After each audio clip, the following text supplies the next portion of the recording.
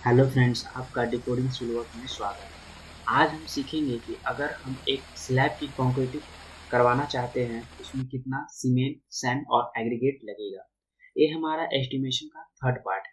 इसमें हम कंक्रीट में लगने वाले सैंड, सीमेंट और एग्रीगेट का कैलकुलेशन डिटेल में देखेंगे। तो वीडियो में आगे बढ़े, आपसे रिक्वेस्ट है कि अगर आप हमारे चैनल पर नए हैं तो प्लीज चैनल को सब्सक्राइब करें और वीडियो को लाइक करें। तो चलिए बिना टाइम वेस्ट किए हुए हम स्टार्ट करते हैं। We calculate cement, sand and aggregate quantity used in slab concrete। इसे समझने के लिए हम एक स्लैब का एग्जांपल लेते हैं। ये हमारे पास स्लैब है। इस स्लैब में हम कंक्रीटिंग करवाना चाहते हैं तो मान लेते हैं कि इसका जो डायमेंशन हमारे पास, इसका जो लेंथ है 40 फीट है, इसका जो चौड़ाई है वो हमारे पास 30 फीट है और इसकी जो मोटाई है वो हम 5 इंच मान के चलते हैं।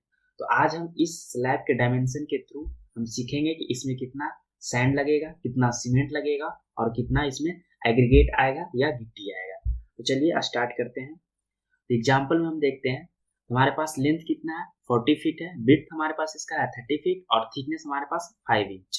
तो हमेशा आप ध्यान में रखिए, जब भी आप कैलकुलेशन कीजिएगा तो जो डायमेंशन रहेगा, डायमेंशन को हमेशा एक यूनिट में रखिएगा, या तो फीट या तो मीटर में।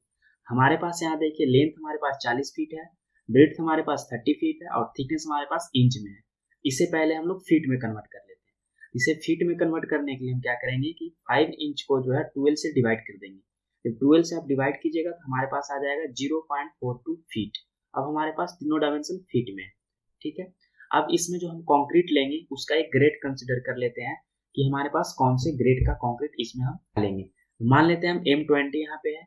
M20 ग्रेड का मतलब क्या होता है कि इसमें जो सीमेंट, सैंड और एग्रीगेट का जो रेशियो होता है वो हमारे पास इस प्रकार होता है कि 1 पार्ट सीमेंट होता है, 1.5 पार्ट हमारे पास सैंड होता है और 3 पार्ट हमारे पास एग्रीगेट होता है। ये हमेशा CSA के फॉर्म में रहता है, मतलब जो सबसे पहले लिखा रहता है वो सीमेंट को डिनोट करता है, उसके बाद वाला वैल्यू सैंड को डिनोट करता है और उसके बाद वाला वैल्यू एग्रीगेट को डिनोट करता है। तो चलिए हमारे पास डायमेंशन भी मालूम हो गया, अब हमारे पास ग्रेड ऑफ कॉन्क्रीट भी मालूम है। तो हमें वॉल्यूम निकाल लेते हैं कि हमें कितने वॉल्यूम की कॉन्क्रीट की जरूरत पड़ेगी। इसे फाइंड करने के लिए हम लोग सिंपली LBH यानी मतलब लेंथ, ब्रेड्थ और हाइट को मल्टीप्लाई कर देंगे आपस में। ठीक है। तो हमारे पास देखिए जो लेंथ है वो 40 फीट है, ब्रेड्थ हमारे पास कितना है 30 फीट है और इसकी जो थिकनेस है वो हमारे फीट में कितना है 0.42 फीट। जब आप इसको मल्टीप्लाई कीजिएगा तो हमारे पास आ जाएगा 504 क्यूबिक फीट। ये हमारे पास कंक्रीट का वॉल्यूम आ गया। देखिए यहाँ पे लिखा हुआ वेट वॉल्यूम। वेट वॉल्यूम क्यों? क्योंकि जो हमारा कंक्रीट रहता है उसमें हमारा वाटर कंटेंट रहता है, उसमें हमारा पानी मिला हुआ रहता है। लेकिन जब हम ऑर्डर देते हैं या फिर जब हम मंगाते हैं तो क्या होता है, वो हमारे पास ड्राई वॉल्यूम में रहता है, यानी ड्राई स्टेट में रहता है। तो सबसे पहले हम लोग वॉल्यूम ऑफ कंक्रीट को जो है वेट वॉल्यूम से हम लोग ड्राई वॉल्यूम में कन्वर्ट करेंगे। तो ड्राई वॉल्यूम में कन्वर्ट करने के लिए देखिए क्या होता है कि हम लोग वेट वॉल्यूम ऑफ कंक्रीट जो होता है उसको हम लोग 1.54 से मल्टीप्लाई करते हैं तो हमारे पास ड्राई वॉल्यूम में कन्वर्ट हो जाता है। यहाँ पे देखिए 1.54 एक कांस्टेंट है, सिर्फ इसको मल्टीप्लाई किया जाता है वेट वॉल्यूम ऑफ कंक्रीट। इसे हम वीडियो के लास्ट में समझेंगे कि क्यों हम लोग 1.54 से मल्टीप्लाई करते हैं। ठीक है। इसे बस अभी मान के चलिए कि हमारे पास ड्राई वॉल्यूम अगर निकालना है तो वेट वॉल्यूम को हम लोग 1.54 से मल्टीप्लाई कर देंगे सिंपली। तो चलिए करते हैं मल्टीप्लाई, इसको इसी मल्टीप्लाई करते हैं हम लोग। तो देखिए हमारे पास वेट वॉल्यूम कितना है 504 क्यूबिक फीट। तो हमारे पास वेट वॉल्यूम हो गया 504 क्यूबिक फीट इंटू हम लोग 1.54 से मल्टीप्लाई करेंगे। तो इसे जब मल्टीप्लाई करेंगे तो हमारे पास आ जाएगा 776.16 क्यूबिक फीट। ठीक है। अब देखिए वॉल्यूम हम लोग क्यूबिक फीट में निकाल लिए, अब इसे हम लोग क्यूबिक मीटर में कन्वर्ट कर लेंगे। हमेशा याद रखिए आपको यूनिट कन्वर्जन आना चाहिए। अगर आप एक फ्रेशर है या आप साइट पे काम करवा रहे हैं तो आपको यूनिट कन्वर्जन आना चाहिए। आपको जितने अच्छे से यूनिट कन्वर्जन आएगा आप उतनी स्मूथली क्वांटिटी वगैरह फाइंड कर सकते हैं। तो यहाँ पे देखिए क्या करेंगे, जो हमारे पास क्यूबिक फीट है उसको हम लोग क्यूबिक मीटर में कन्वर्ट करेंगे। तो क्यूबिक मीटर में कन्वर्ट करने के लिए क्या करेंगे कि जो क्यूबिक फीट है उसको हम लोग 35.31 क्यूबिक फीट से डिवाइड कर देंगे। तो इसको हम 35.31 से डिवाइड करने पे जो हमारे पास आएगा वो हमारा क्यूबिक मीटर में आएगा, वो आता है हमारे पास 21.98 क्यूबिक मीटर, या हम लोग इसे बोल सकते हैं 22 क्यूबिक मीटर। अब हमारे पास देखिए ड्राई वॉल्यूम ऑफ कंक्रीट भी फाउंड हो गया।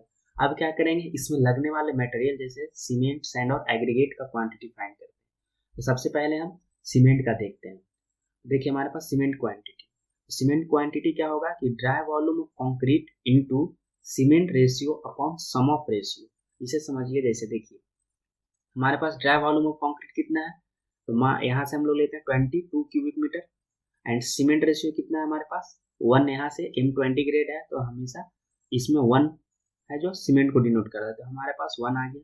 फिर नीचे सम ऑफ रेशियो क्या 1 प्लस 1.5 प्लस 3, तो ये हमारे पास हो गया सम ऑफ रेशियो। जब इसको आप सॉल्व कीजिएगा तो हमारे पास आ जाएगा 4 क्यूबिक मीटर, यानी हमारा जो सीमेंट लगेगा वो कितना लगेगा 4 क्यूबिक मीटर। लेकिन जब हम ऑर्डर देते हैं वो तो नंबर ऑफ बैग्स में देते हैं, इसे सबसे पहले हम लोग नंबर ऑफ बैग में कन्वर्ट करते हैं। तो नंबर ऑफ बैग में कन्वर्ट करने के लिए इसे हम लोग करेंगे 28.8 से मल्टीप्लाई, तो हमारे पास कितना आ जाएगा 115.2, या इसे 116 बैग्स कर सकते हैं। अब देखिए यहाँ पे समझिए कि 28.8 क्यों, इसे समझने के लिए क्या होगा कि 1 मीटर की जो हमारा होता है 1 मीटर की जो सीमेंट का क्वांटिटी होता है 28.8 बैग्स के बराबर होता है। इसे हम लोगों ने पिछली वीडियो में डिटेल्स में देखा था कि कैसे 1 मीटर की जो होता है 28.8 बैग्स के बराबर होता है। तो अगर आपको नहीं समझ में आ रहा है तो इस वीडियो के बाद आप पिछली वीडियो को देख लीजिएगा। तो अभी हमेशा आप इतना अभी याद रखिए कि 1 मीटर की अगर सीमेंट क्वांटिटी है तो उसमें हमारा कितना आएगा 28.8 बैग्स आएगा। तो हमारे पास सीमेंट की क्वांटिटी फाइंड हो गई। अब नेक्स्ट हम लोग सैंड है, तो सैंड की क्वांटिटी फाइंड करते हैं।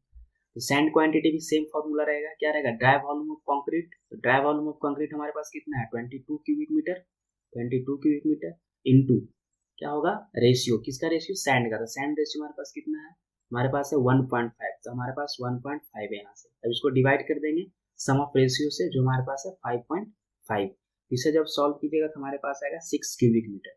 ये हमारे पास आ गया 6 क्यूबिक मीटर। लेकिन आप यहाँ भी ध्यान रखिए जो हम लोग सैंड जो ऑर्डर करते हैं वो किस में करते हैं, जनरली क्यूबिक फीट में करते हैं।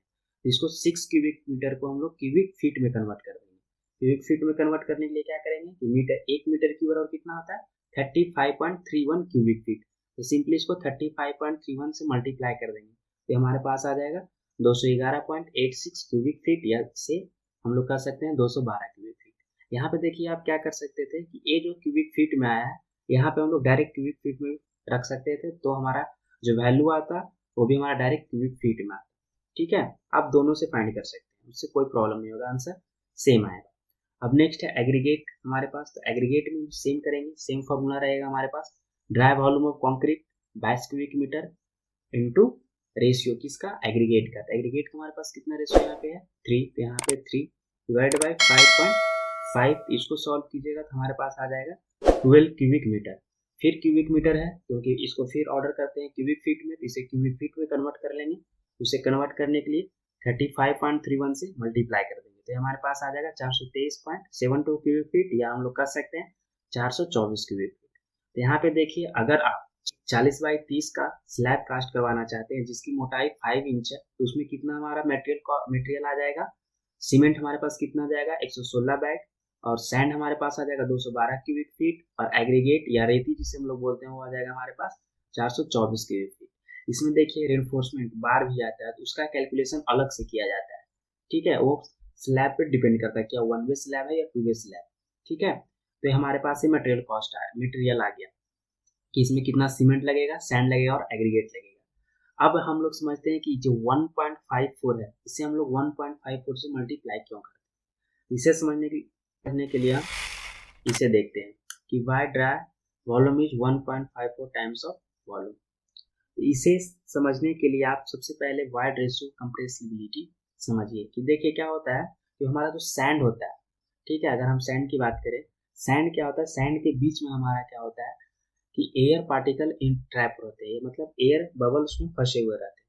जब उसमें हम वाटर डालते हैं तो वो क्या होता है एयर बबल बाहर निकलते हैं और उसके जगह पे पानी फिल हो जाता है। तो पानी जहाँ पे फिल होता है उसके कारण वॉल्यूम डिक्रीज हो जाता है। इसे देखिए इस पिक्चर से क्लियर होगा। जैसे यहाँ पे देखिए हमारे पास ड्राई वॉल्यूम ए था, ठीक है, इसका लेयर है ड्राई वॉल्यूम का लेयर ए था, लेकिन जब हम इसमें पानी को ऐड किए तो हम इसका जो लेयर हो गया टॉप लेयर जो हमारे पास यहाँ पे आ गया। ठीक है, क्यों, क्योंकि इसमें जो वाटर जैसे ही हम इसमें ऐड किए तो क्या होता है कि जो एयर बबल रहते हैं उसको फिल करता है, एयर बबल हमारे पास जो रहता है वो बाहर आ जाता है, जिसके कारण क्या होता है वॉल्यूम डिक्रीज हो जाता है।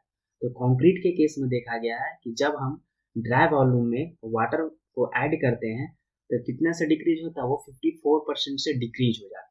ठीक है, यहाँ पे देखिए फाइन एग्रीगेट जो है उसका कंप्रेसिबिलिटी फैक्टर जो होता है या वायर रेशियो जो होता है अप टू 20% होता है। मतलब अगर हमारे पास सैंड है तो सैंड में अगर हम वाटर को ऐड करेंगे तो उसका जो वॉल्यूम है अप टू 20% से डिक्रीज होगा। उसी प्रकार जो पोर्स एग्रीगेट हमारे पास गिट्टी या रेती जिसको बोलते हैं उसका जो होता है 30 से 32% डिक्रीज होने के चांसेस रहते हैं। ठीक है, तो इसी सब को देखते हुए यहाँ से देखिए अगर इसको हम 20 को प्लस ऐड कीजिएगा 32 तो 52 हो गया, फिर इसको ऐड करते हैं। कहीं कहीं 54% भी कोई कैलकुलेशन लेता है, कोई 56% भी लेता है, तो एक साइड टू साइड वेरी करता है, लेकिन हम लोग एक जनरल कैलकुलेशन के लिए 1.54 को ही कंसिडर करते हैं। ठीक है, इसे आप ऐड कीजिएगा तो कितना है। मोटार के केस में हम लोग 3 लेते हैं तो इसको भी वहाँ पे ऐड किया जाता है। ठीक है, इसे समझिए जैसे कि हमारे पास जो ड्राई वॉल्यूम है वो वेट वॉल्यूम तो रहेगा ही रहेगा प्लस 54% ऑफ वेट वॉल्यूम। क्या वेट वॉल्यूम है, एक कितना से डिक्रीज किया था 54%, तो 54% इसको ऐड करना पड़ेगा। इसे एग्जाम्पल से समझिए कि हमारे पास मान लीजिए वेट वॉल्यूम कितना है 1 मीटर क्यूब है, तो 1 मीटर क्यूब है तो अगर हम इसको ड्राई वॉल्यूम में कन्वर्ट करना चाहते हैं तो 1 मीटर क्यूब वेट वॉल्यूम तो रहेगा ही रहेगा प्लस वेट वॉल्यूम का 54%, तो 54% हमारे पास 0.54 होगा, तो ये हमारे पास जब ऐड कीजिएगा तो आ जाएगा 1.54। तो इसी कारण हम लोग है कि ड्राई वॉल्यूम जब फाइंड करते हैं तो वेट वॉल्यूम को 1.54 से मल्टीप्लाई करते हैं। तो आई होप आप समझ गए होंगे कि 1.54 से वेट वॉल्यूम को क्यों मल्टीप्लाई करते हैं। ठीक है, और आप ये भी समझ गए होंगे कि अगर कोई स्लैब है तो उसमें कितना सीमेंट, सैंड और एग्रीगेट की क्वांटिटी कैसे फाइंड की जाती है। ठीक है, तो मैं उम्मीद करता हूँ आप अच्छे से समझ गए होंगे। Thank you. अगर आपको वीडियो अच्छी लगी हो तो प्लीज़ लाइक करें, और अगर आपको कोई भी डाउट हो तो प्लीज़ कमेंट बॉक्स में कमेंट करें, और हाँ जाते जाते चैनल को सब्सक्राइब जरूर कर लें। Thank you.